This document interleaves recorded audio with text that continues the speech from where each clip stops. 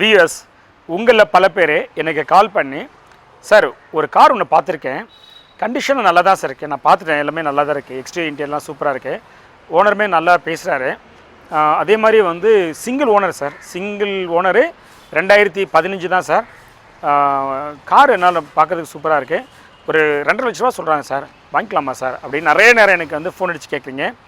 நீங்கள் கேட்குற கேள்விக்கு நான் வாங்கலான்னு சொன்னாலும் தப்பு, வாங்காதீங்கன்னு சொன்னாலும் தப்பு. ஐ எம் அன்ப்ரொஃபஷனல் பர்சன் ஆகிடுவேன். ஏன்னா இந்த டேட்டா வச்சு மட்டுமே நீங்கள் அந்த காரை வாங்கலாமா வேண்டாம்னு டெசிஷன் எடுக்கக்கூடாது. இந்த டேட்டா எல்லாமே நீங்கள் எடுக்கிற முடிவில் ஹார்ட்லி ஒரு 20% மட்டும் தான் கான்ட்ரிபியூட் பண்ணும்.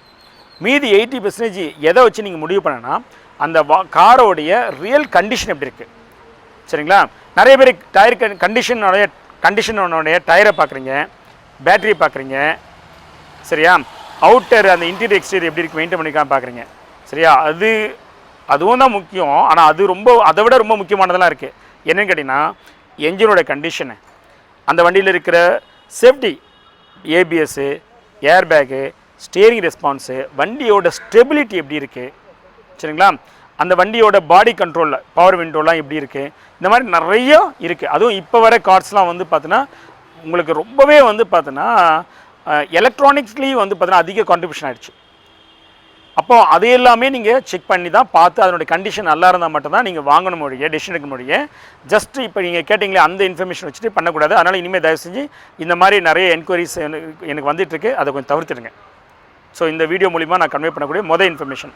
ரெண்டாவது வரும், இப்போது அகைன் ரிப்பீட் பண்ணுறேன், இந்த புண்டோ வாங்கலாமா அப்படின்னு கேட்குறீங்க இல்லையா? இப்போ நீங்கள் காரோட கண்டிஷனை பார்த்துட்டு நீங்கள் காரை வாங்கினா கூட ஒரு அடிப்படையான ஒரு விஷயம் நீங்கள் தெரிஞ்சுக்கணும் அப்படிங்கிறது தான் புண்டோ பற்றின ஒரு விஷயத்தில் ஃபியேட்டை பொறுத்தவரை இன்னும் தெளிவாக, சரியா? என்னென்னா இந்த ஃபியேட் காருக்கெலாம் வந்து பார்த்தோன்னா உங்களுக்கு ஸ்பேர் பார்ட்ஸு அதிகமாக கிடைக்கிறது இல்லை. நிறைய பேர் கமெண்ட் செக்ஷனில், சார் ஸ்பேர் பார்ட்ஸ்லாம் எல்லாம் கிடைக்கிது, உங்களுக்கு தெரியல, ஜிபி ரோடில் இருக்குது, அங்கே இருக்குது, இங்கே இருக்குது, நான் உன்னை கான்டாக்ட் பார்த்தேன்னா, அதெல்லாம் நீங்கள் வந்து பார்த்தீங்கன்னா நிறைய சொல்லிட்டு இருப்பீங்க. ப்ராக்டிக்கலாக அது கிடையாது, சரியா? ஒரு விஷயம் என்னென்னா முதல்ல ஸ்பேர் பார்ட்ஸு அவைலபிலிட்டி கிடைக்கல, அப்படியே கிடைச்சாலும் அது குவாலிட்டியாக கிடைக்கிறதில்ல. சில நேரம் ஃபிட்மெண்ட்டு கூட ஓகே ஆகிறதில்ல. ஏன்னா நிறைய நேரம் ஃபிட்மெண்ட் ஓகே ஆகும், ஆனால் டியூரபிலிட்டி இருக்காது, இல்லை பெர்ஃபார்மன்ஸ் வந்து பார்த்தீங்கன்னா அந்தளவுக்கு பெர்ஃபார்ம் பண்ணாது, சரியா? ஆனால் இந்த காரங்களுக்கு நிறைய நேரம் ஃபிட்மெண்ட்டு கூட ஓகே ஆக மாட்டேங்குது. அந்த மாதிரியான நிலமையில தான் இந்த ஃபியட்டோட நிலைமை இருக்குது. அகைன் நான் சொல்கிறேன், ஃபியட்டோட பிராண்டை பற்றி தப்பு கிடையாது, இந்த ஃபியட் புண்டோ, லீனியா இதெல்லாம் பற்றி அந்த ப்ராடக்ட் பற்றி பிரச்சனை இல்லை. ஆனால் இன்றைக்கி தேதியில் அதுக்கு சரியான குவாலிட்டியான ப்ராடக்ட் கிடைக்கிறதில்ல. அப்படி கிடைக்காதனால என்ன ஆகுதுன்னா, இப்போ சஸ்பென்ஷனே வாங்கி போட்டிங்கன்னா காஸ்ட் என்னவோ எல்லாம் ஏறக்குறைய அதே காஸ்ட் தான் வரும், சரிங்களா? வாங்கி போடுவீங்க. சஸ்பென்ஷன் வந்து பார்த்தீங்கன்னா ஒரு 5 வருஷம் வர வேண்டிய அந்த சஸ்பென்ஷன் இல்லை 1 லேக் வர வேண்டியது ஹார்ட்லி ஒரு 20,000-25,000 கிலோமீட்டர்லேயே அதனோட லைஃப் முடிஞ்சிடும், சரியா? ஸோ இங்கே இந்த காரை பொறுத்தவரை கேஸ் ஸ்டடி சொல்கிறேன். இந்த வண்டியில் வந்து பார்த்தீங்கன்னா கூலண்ட் ஆயில் லீக் ஆகுது. ஏன் லீக் ஆகுதுன்னு பார்த்தீங்கன்னா இங்கே ஒரு போல்ட் ஒன்று வரும், அது கழண்டே கீழே வந்துருச்சு, சரியா? ஸோ அதுக்கு பதிலாக இப்போ என்ன பண்ணுறேன், நம்ம வந்து ஒரு புது ஹோஸ் ஒன்று வாங்கணும், சரியா? இந்த வண்டியில் நான் ஃபிட் பண்ணிட்டேன், நான் உங்களுக்கு சைடில் அந்த வீடியோஸ் காமிக்கிறேன், சரியா? அந்த ஹோஸ் இதில் வந்து போட்டால் என்ன ஆகுது அப்படின்னா 2 இடத்துல நம்ம இன்சர்ட் பண்ணோம்ல, இன்சர்ட்டே பண்ண முடியல, சரியா? ஏன்னா இதோட ஐடி சின்னதாக இருக்குது. சரி, நான் என்ன மார்க்கெட்டில் சொன்னேன், சார் இது சின்னதாக இருக்குது, எனக்கு வேறு கொடுங்கண்ணா, வேறு கேட்டாலும் இருக்காது சார், எல்லா இடத்துலையும் இதான் இருக்கும். நீங்கள் தான் என்ன பண்ணணும், அழுத்தி டைட் பண்ணி போட்டுக்கணும். சார் அழுத்தி டைட் பண்ணி போட்டோம்னா அதெல்லாம் வந்து பார்த்தீங்கன்னா உங்களுக்கு லைஃபை கொடுக்காது. சரி, நான் என்ன பண்ணேன்னா இப்போ இந்த பொருள் இருக்கு இல்லையா, இந்த பொருளை மட்டும் ரீப்ளேஸ் பண்ணிட்டு, ஏன்னா இதை தான் சொருக முடியல, புதுசாக வாங்கினதில்லை, இப்போ ஏற்கனவே காரில் இருக்கிற அந்த ஓஸ் எடுத்து இதுக்கு பதிலாக மாற்றி நான் ஃபிட் பண்ணிட்டேன். ஃபிட் பண்ணாலும் கூட அகைன் இந்த இடத்துல வந்து பார்த்தீங்கன்னா இது போல்ட்டே இல்லை, இப்போ போல்ட் இதில் இருக்குது, அது வழியாக மைல்டாக லீக்காக இருக்குது. அகைன் நான் வந்து ட்ரேடர்கிட்ட கேட்டால், சார் இதெல்லாம் அப்படி தான் இருக்கும், நீங்கள் என்ன பண்ணுங்க, ஏதாவது அடேசிவ் மெட்டீரியல் போட்டு ஓகே பண்ணிங்க. இது வந்து ட்ரேடர் மேலே உள்ள பிரச்சனை கிடையாது. நீங்கள் அதிகமாக பேசுனா, சார் இனிமேல் இந்த மாதிரி நீங்கள் பார்த்து என்கிட்ட வாங்காதீன்றாங்க. அப்போது நான் இதை உங்களுக்கு இன்ஃபர்மேஷன் கொடுக்குறேன். நிறைய பேர் என்ன பண்ணுவாங்க, இதை அப்படியே போட்டு ஒன்று டைட் பண்ணி ஃபிக்ஸ் பண்ணுவாங்க, இல்லை இந்த மாதிரி வேறு ஒன்றுலேருந்து வேறு பழைய வண்டியிலேருந்து ஏதாவது ஒன்று எடுத்து போட்டு ஃபிட் பண்ணுவாங்க, அரால் டைடு சீலன்லாம் போட்டு கொடுப்பாங்க. போட்டு கொடுத்தாலுமே அது எவ்வளோ நாள் டியூரபிலிட்டி வருங்கிறது $100 மில்லியன் கொஷின். இப்போ எக்ஸாம்பிள் இங்கே பாருங்கள், இந்த ஹோஸ் இருக்குது, இந்த ஹோஸுக்கு வந்து பார்த்தீங்கன்னா இதுக்கு சில ப்ராப்பர்ட்டிலாம் முக்கியம். டெம்பரேச்சர், ஹை டெம்பரேச்சர் தாங்கணும், ரொம்ப நாளைக்கு ஹை டெம்பரேச்சர் தாங்கணும், ப்ரெஷர் தாங்கணும், சரியா? வைப்ரேஷன்ஸு இதெல்லாம் தாங்கணும். இந்த மாதிரி இந்த கிளிப் போடும்போது இதில் வர டிஃபார்மேஷனை, அந்த டிஃபார்மேஷன் ரொம்ப டிஃபார்ம் ஆகாமல் ரீஸ்டோர் ஆகணும். இவ்வளோ ப்ராப்பர்ட்டிஸ் இருக்குது. இப்போ இவ்வளோ ப்ராப்பர்ட்டிஸும் இப்போ நம்ம வாங்கின இந்த மெட்டீரியல் இருக்குமான்னு கேட்டால் தெரியாது. இருக்கலாம், இல்லாமல் போகலாம். நிறைய நேரம் இருக்கிறது இல்லைங்கிறதான் உண்மை. அதாவது இதனால் என்ன ஆகுனா உங்களுக்கு டியூரபிலிட்டி குறைஞ்சிரும். ஒரு 4 வருஷம் வர வேண்டியது வந்து பார்த்தீங்கன்னா உங்களுக்கு ஹார்ட்லி 6 மாதத்துலேயே கூட திரும்ப ஃபெயிலியர் ஆகும். திரும்ப எதையாச்சும் வந்து பார்த்தீங்கன்னா டெஃப்லான் போட்டு ஓட்ட வேண்டியது இருக்கும். அதனால் நீங்கள் இந்த மாதிரி காரை வாங்கும் போது அந்த ஃபியட் பிராண்ட் நல்லா இருக்கலாம், அந்த காரோடைய குவாலிட்டி நல்லா இருக்கலாம். ஆனால் இன்றைக்கி தேதியில் அதுக்கு பார்ட்டு கிடைக்கலன்னா இதையும் தெரிஞ்சே வாங்குங்க.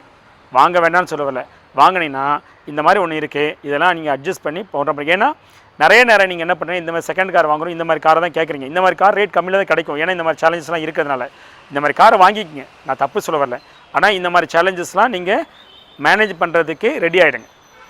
சரியா? ஸோ உங்களுக்கு இந்த வீடியோ புரிஞ்சிருக்குன்னு நினைக்கிறேன். அடுத்த டைம் செகண்ட் காருக்கு எங்கிட்ட வந்து பார்த்தீங்கன்னா அடிக்கடி இந்த கால் பண்ணி பேசுறது தவிர்த்துருங்க. சாரி, உண்மையிலேயே வந்து என்னால் முடியாமல் தான் சொல்கிறேன். சரிங்களா? தவிர்த்துருங்க. ஓகே, அங்கங்கே உள்ள ப்ரொஃபஷனல் பீப்புளை அழைச்சிட்டு போயிட்டு செக் பண்ணி பார்த்துட்டு அவர் கண்டிஷன் நல்லா இருக்குன்னு அவர் என்ன ரேட்டு சஜஸ்ட் பண்ணுறாரோ அந்த மாதிரி கேட்டு வாங்கிக்கங்க. இந்த இந்த இந்த இந்த கார் எவ்வளோ வாங்கலாங்கிறது நிறைய ஒரு நாளைக்கு கிட்டத்தட்ட ஒரு 50 கால் வருது, சமாளிக்க முடியல.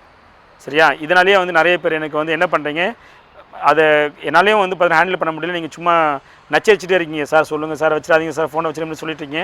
வேறு வழி இல்லாமல் நம்ம டிஸ்கனெக்ட் பண்ணால் இவர் ரெஸ்பான்ஸ் சரியில்லை. வீடியோவில் போடும்போது நல்லா போடுறாரு, ஆனால் ப்ராக்டிக்கலாக பார்க்கும்போது வந்து இவர் சரியாக எனக்கு நமக்கு சப்போர்ட் பண்ண மாட்டேங்கிறாரு. சரிங்களா? யூடியூப்பில் வந்து பார்த்தீங்கன்னா ரிவ்யூவில் வந்து பார்த்தீங்கன்னா 1 star 0 star, very bad, very poor, இப்படிலாம் நிறைய பண்ணிகிட்ருக்கீங்க.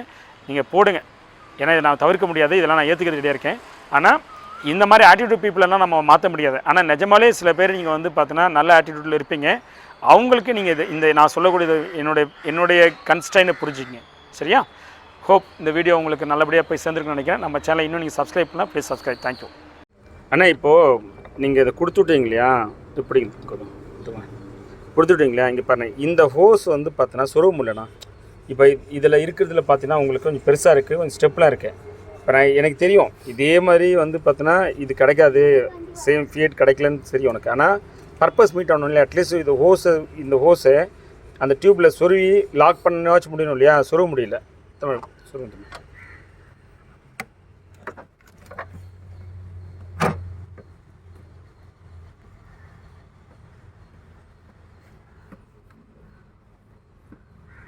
இது பாருங்கள், உள்ளவே போக மாட்டேங்குது பாருங்கள்.